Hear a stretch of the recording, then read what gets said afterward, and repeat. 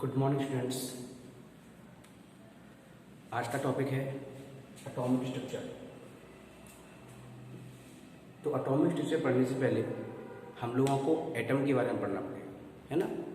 What is atom, यानी कि परमाणु क्या है, एटम क्या है। थोड़ा आपको बताऊं मैं, परमाणु एक ऐसा सूक्ष्मतम कण है। कैसा? इस प्रकार का सूक्ष्मतम कण होता है जो किसी भी रासायनिक प्रक्रिया में बिना अपघटित हुए भाग लेता है, यानी कि इस रासायनिक क्रिया में अपघटित नहीं होता है। ठीक है ना। इसको हम लोग अपघटित नहीं कर सकते किसी भी प्रक्रिया में। ठीक है ना। अगर हम लोग कहें कि सबसे छोटा परमाणु किसका है, यानी ऐसा कौन सा तत्व है जिसका परमाणु सबसे छोटा है, तो मैं आपको बता दूं बेटा, सबसे छोटा परमाणु हाइड्रोजन का होता है, जिसकी रेडियस होती है 1.008 AMU होती है। इतनी रेडियस होती है उसकी 1.008 AMU। AMU का अर्थ क्या होता है? Atomic mass unit. आप लोगों ने बेटा पढ़ा होगा कि परमाणु के बारे में कई वैज्ञानिकों ने भिन्न भिन्न मत दिए थे कि परमाणु किस प्रकार का है। तो सब आपको पता होगा, सबसे पहले डाल्टन नाम के वैज्ञानिक थे। उन्होंने कहा था कि परमाणु के ऐसा सूक्ष्मतम कण होता है जो कि दो या दो से अधिक भागों में डिवाइड नहीं हो सकता है। उनका ये प्रोसीजर जो था डाल्टन का, वो बहुत अधिक समय तक चला, लगभग 100 वर्षों तक लगभग उनका चला। लेकिन जैसे ही समय बीतता गया, नॉलेज होती गई, तो उनका जो परमाणु था, उनके परमाणु के बारे में उन्होंने नॉलेज दी थी, वो कैसी थी? गलत थी, यानी गलत साबित हुई। उसके बाद क्या हुआ कि कई अन्य वैज्ञानिक आए। उन्होंने क्या किया कि परमाणु को, जज डाल्टन ने बताया था कि परमाणु को हम दो या दो से अधिक भागों में डिवाइड नहीं कर सकते हैं। ठीक है ना। तो फिर अन्य वैज्ञानिकों ने क्या किया, उसको दो या दो से अधिक भागों में डिवाइड कर दिया। जब मान लो कोई कहे कि डिवाइड नहीं कर सकते हैं और कोई कर दे डिवाइड उसको, इसका मतलब क्या है? जिसने कहा कि डिवाइड नहीं कर सकता, उसका सिद्धांत तो गलत साबित होगा। तो ऐसा ही हुआ, डाल्टन का सिद्धांत था वो गलत साबित होगा। तो बेटा अब हम लोग बात करेंगे कि परमाणु के कितने कण होते हैं। ठीक है ना। यानी परमाणु को हम कितने भागों में डिवाइड कर सकते हैं। थोड़ा पहले मैं आपको बताऊं कि परमाणु के जो कण होते हैं वे दो प्रकार के होते हैं। कितने प्रकार के होते हैं? दो प्रकार के। नंबर 1 स्थायी कण होते हैं और नंबर 2 बेटा होते हैं अस्थायी कण होते हैं। यानी कि हम इसको परमाणु को, जो हम लोग परमाणु के डिवाइडेशन कर रहे हैं, तो डिवाइडेशन में दो प्रकार पाए जाते हैं इसमें, स्थायी कण और अस्थायी कण। बेटा स्थायी का मतलब होता है, स्टेबल का मतलब होता है कि जो उसकी परमाणु की संरचना है उस संरचना में पाए जाते हैं। जैसे समझ लो, जो परमाणु का अस्तित्व बनाए रखते हैं, परमाणु का अस्तित्व बनाए रखते हैं, ये होते हैं स्थायी कण। कौन कौन से होते हैं? जैसे नंबर 1 इलेक्ट्रॉन, नंबर 2 प्रोटॉन और नंबर 3 न्यूट्रॉन। 3 ऐसे कण हैं बेटा जो उसका अस्तित्व बनाए रख रहे हैं। ठीक है ना। अच्छा, इसके बाद में बात आती है कि अस्थायी कण कौन से होते हैं। तो मैं आपको बता दूं, अस्थायी कण वे कण होते हैं, अस्थायी कण वे कण होते हैं जो परमाणु की संरचना में डिवाइडेशन नहीं करते हैं या उसमें भाग नहीं लेते हैं। ऐसे समझ लो, जो परमाणु का अस्तित्व नहीं बना पाते हैं, उन्हें हम लोग क्या कहते हैं? अस्थायी कण कहते हैं। ठीक है ना। उन्हें हम लोग क्या कहते हैं? अस्थायी कण कहते हैं। जैसे कि अल्फा, बीटा, गामा, न्यूट्रिनी, एंटी न्यूट्रिनी। बेटा अगर भी मान लो उसके अस्तित्व नहीं है, तो उसके डिवाइड, तो ये उसी के घटक कैसे हैं, उसके कण कैसे हैं? बेटा वो इसके कण इस प्रकार से हैं। अगर यानी कि दो प्रकार से कण उत्पन्न होते हैं, एक तो उसके अस्तित्व में जो कि स्थायी कण हो गए, एक अस्तित्व में नहीं है। इसका मतलब ये है, जैसे ही परमाणु की नाभिकीय अवक्रियाएं होती हैं, कौन सी अवक्रियाएं होती हैं?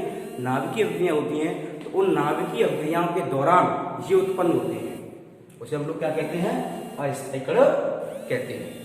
ठीक है बेटा।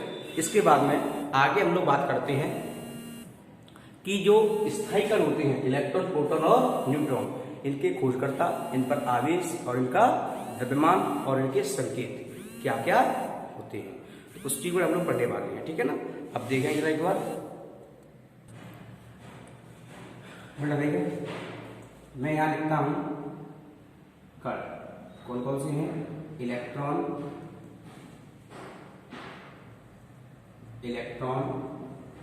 प्रोटॉन और क्या बेटा, न्यूट्रॉन। बेटा यहां पहले मैं लिखूंगा इनके संकेत, तो संकेत इनके क्या है, इलेक्ट्रॉन का ई, स्मॉल ई, इसका स्मॉल पी, इसका स्मॉल एन। ठीक है ना, संकेत हो गए।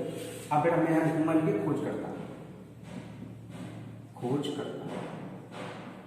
खोजकर्ता में इलेक्ट्रॉन के होते हैं सर जे थॉमसन। इसके हैं प्रोटॉन, बेटा आप लोगों ने सुना होगा प्रोटॉन के खोजकर्ता रदरफोर्ड, गलत सुना है आप लोगों ने, रदरफोर्ड के खोजकर्ता नहीं है बेटा। रदरफोर्ड जो है वो तो उन्होंने इसका नाम दिया, रदरफोर्ड ने, कि प्रोटॉन नाम है इसका। इसकी जो खोज की बेटा, वो खोज किसने की, गोल्डस्टीन ने की। प्रोटॉन की खोज किसने की, गोल्डस्टीन ने। ठीक है ना। लेकिन गोल्डस्टीन इसका नाम नहीं बता पाए कि ये कण है, कौन सा कण है। ठीक है ना, इसलिए खोजकर्ता इसके कौन है, गोल्डस्टीन। ठीक है ना। इसके बाद में न्यूट्रॉन की खोज आती है, तो ये होती है जेम्स चैडविक। ये खोजकर्ता हुए। कोई पूछे प्रोटॉन खोजकर्ता तो रदरफोर्ड नहीं कहेंगे, क्या कहेंगे, गोल्डस्टीन। अगर कोई कहे इसका नाम किसने दिया प्रोटॉन का, तो नाम किसने दिया, रदरफोर्ड ने। ठीक है बेटा। अब बेटा हम लोग बात करते हैं आवेश की, किस पर कितना आवेश होता है। आवेश में हम लिखेंगे कूलाम में, अब लिखेंगे हम लोग कूलाम में। ठीक है ना। तो देखें इलेक्ट्रॉन पर आवेश होता है -1.6 इंटू 10⁻⁻⁻19 कूलाम। इस पर होता है बेटा +1.6 इंटू 10⁻⁻19 कूलाम। ठीक है ना। यानी इस पर माइनस का, इस पर प्लस का, इस पर बेटा कोई आवेश नहीं होता है। इसका मतलब इस पर शून्य आवेश होता है। कितना होता है इस पर, बिल्कुल शून्य आवेश। अब बेटा हम लोग बात करते हैं द्रव्यमान की। ठीक है ना, इसका द्रव्यमान थोड़ा देखें आप लोग। इसका द्रव्यमान होता है 9.1 इंटू 10⁻31 किलोग्राम। ठीक है ना। बाद में इसकी हम लोग बात करते हैं, इस पर होता है 1.6 इंटू 10⁻27 किलोग्राम, और इसका भी 1.6 इंटू 10⁻27 किलोग्राम। ठीक है ना। तो ये मैंने आपको बताया कि इस पर क्या इनके संकेत हैं, खोजकर्ता, इनका आवेश और इनका द्रव्यमान। अब बेटा हम लोग पढ़ने वाले हैं कि इलेक्ट्रॉन की खोज, एक एक करके पढ़ेंगे, सबकी खोज कर लो है ना। इलेक्ट्रॉन की खोज तथा कैथोड किरणों की खोज, कैथोड किरणों की खोज। बेटा ये खोज कैसे हुई, बेटा देखिए ये तो नाम सुना है इलेक्ट्रॉन, लेकिन ये नाम इसका भी कैथोड किरण है। यानी कि जो इलेक्ट्रॉन है, जो पार्टिकल्स होते हैं इलेक्ट्रॉन, वो अधिक संख्या में गमन कर रहे हैं, तो एक किरणों के रूप में गमन करते हैं। उन किरणों को क्या कहते हैं, कैथोड किरण हम लोग कहते हैं। अब बात आती है बेटा कि इनकी खोज कैसे हुई। तो बेटा देखो कई सारे वैज्ञानिक थे, माइकल फेराडे थे, गोल्डस्टीन, जूलियस प्लकर, ये मेन वैज्ञानिक थे, और वैसे और भी काफी थे। तो इन वैज्ञानिकों ने क्या किया, एक निर्वात में इन्होंने क्या किया, तो इन वैज्ञानिकों ने क्या किया कि एक निर्वात विसर्जन नलिका ली, एक इस प्रकार की विसर्जन नलिका जो कि कैसी है, बिल्कुल निर्वात। ये वैक्यूम पंप लगा के उन्होंने निर्वात करने के लिए, ठीक है ना, यहाँ से निर्वात करने के लिए। और उन्होंने क्या लगाया, दो इलेक्ट्रोड, जिसमें से एक का नाम लगाया उन्होंने एनोड, एक का नाम उन्होंने लिखा कैथोड। दोनों को एक बैटरी से जोड़ दिया,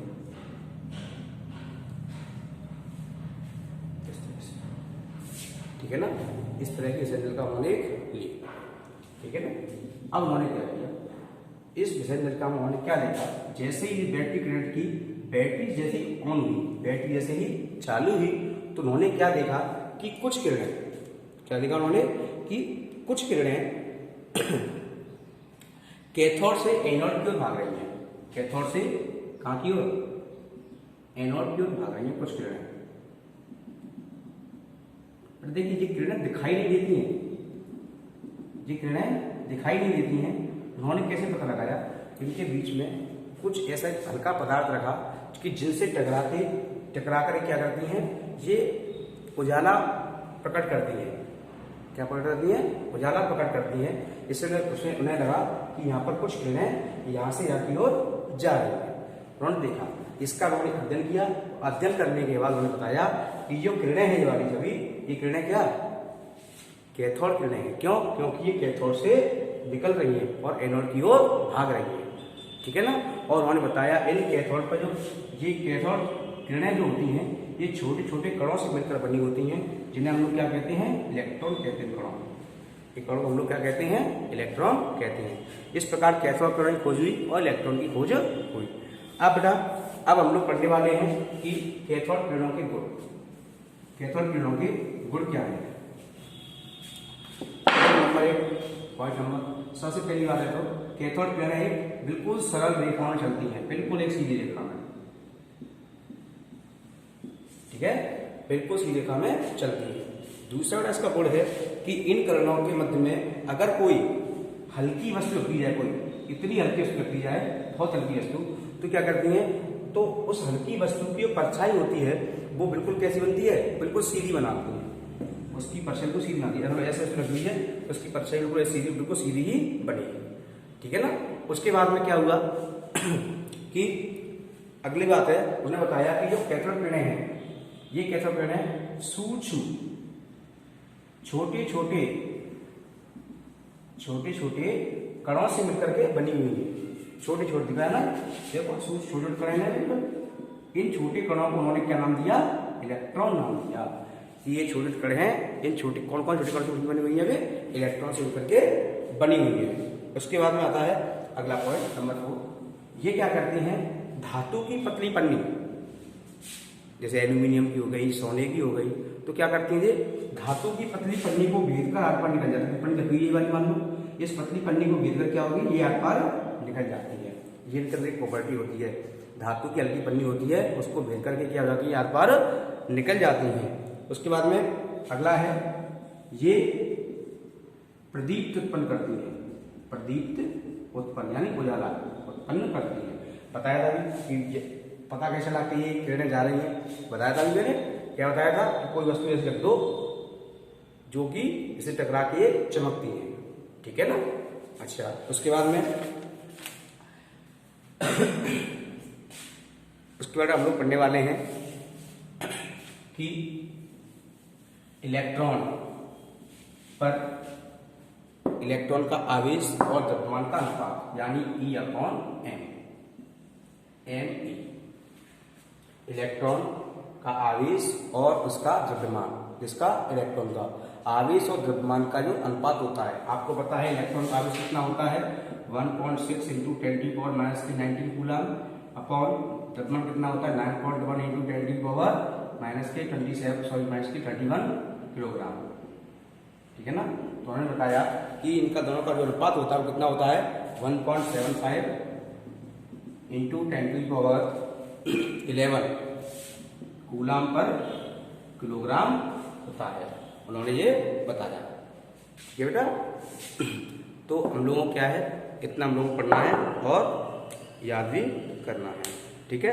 आगे का टॉपिक आगे की वीडियो में।